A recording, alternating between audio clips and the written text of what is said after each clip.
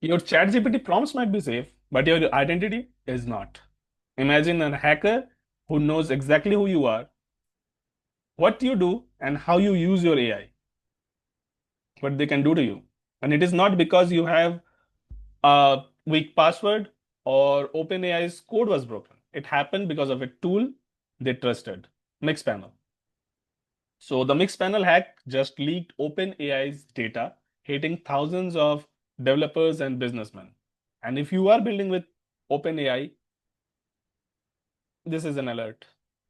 And for those who don't know what Mixpanel is, it's a massive analytics platform used by companies to track user behavior. And one of Mixpanel's biggest client was OpenAI. So OpenAI actually uses Mixpanel for its analytical solutions. Now, reports suggest that the attackers gain access to the analytics data of Mixpanel. Although OpenAI has launched a probe, initial reports indicate that sensitive users data and metadata were exposed. This was not a direct attack on OpenAI, and you may think that hack means someone cracked the database password and went into the database and did some nasty things or pick out the data, but it is not. In modern software architecture, the biggest vulnerability is often the supply chain. See, when we design enterprise application, we collect telemetry data using third-party applications or APIs like Mixpanel. We send JSON packets including user IDs, email IDs, uh, timestamps or device location, device details, IPs, these things. So when OpenAPI sends this data to Mixpanel, it leaves the OpenAI's secure environment and sits in Mixpanel's cloud. So think of this like this. Suppose your house, you have built a very secure high walls house with a good big locks, but you kept your locker in your neighbor's house, and your neighbor house gets looted. So in this way, your locker also gets looted. In technical terms, we call this lateral movement via vendor compromise. The attackers don't need to break OpenAI's sophisticated firewalls. They just found the backdoor through the analytics provider.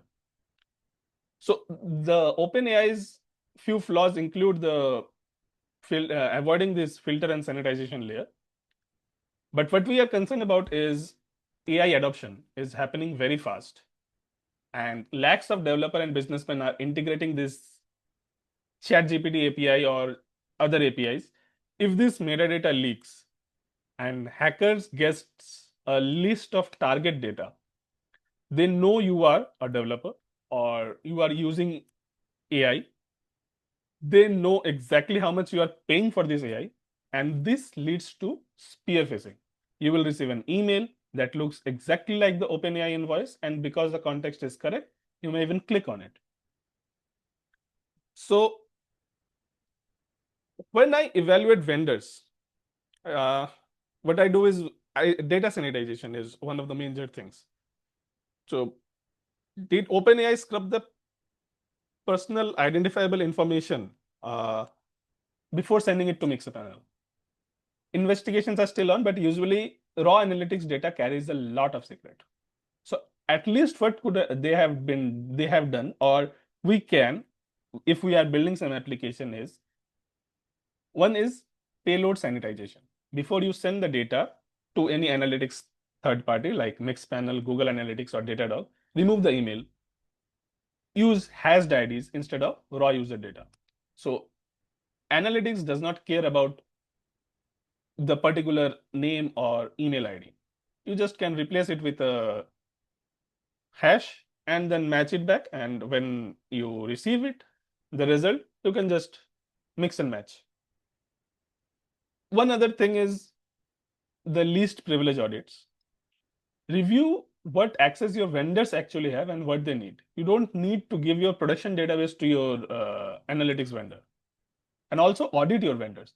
So don't just look at the functionalities, check out their SOC 2 compliance report and these things. So as a if you are building some application, these things will help minimize attacks on your organization or your application as well. But as a user, what you need to do? For now, for a certain period of time, be paranoid if you are using the AI. And if you receive any reset password or payment failed emails from OpenAI or any AI tool, check the sender's URL carefully. You know, and these scam emails are going to increase drastically. Second is review your connected apps.